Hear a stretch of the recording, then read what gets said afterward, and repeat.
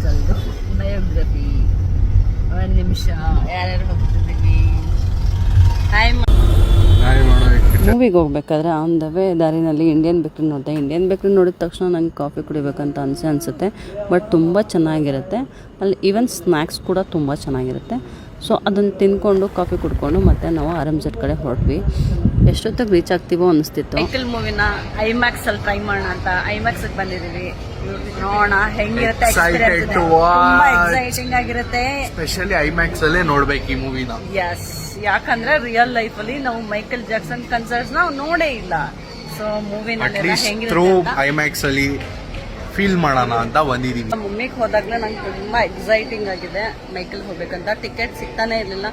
So special effect ಇರಬೇಕು ಅಂತ ನಾನು ಇವತ್ತು ಐಮ್ಯಾಕ್ಸ್ ಅಲ್ಲಿ ಬುಕಿಂಗ್ ಮಾಡ್ಕೊಂಡು ನಾವು ಬಂದಿದ್ದೀವಿ ನನ್ನ ಮಕ್ಳ ಜೊತೆ.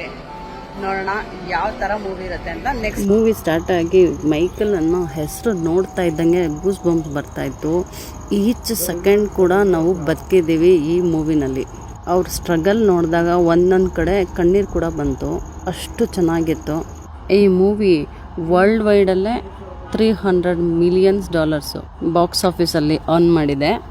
ಥಿಯೇಟ್ರಿಗೆ ಬಂದಿರೋ ಎಲ್ಲರೂ ಕೂಡ, ಈವನ್ ಲೇಡೀಸು, ಜೆಂಟ್ಸು, ಹುಡುಗರು, ಚಿಕ್ಕ ಮಕ್ಕಳು, ದೊಡ್ಡವರು ಎಲ್ಲರೂ ಕೂಡ ಮೈಕಲ್ ಜಾಕ್ಸನ್ ಆಗಿಬಿಟ್ಟಿದ್ರು. ಅಷ್ಟು ತುಂಬ ಚೆನ್ನಾಗಿದೆ.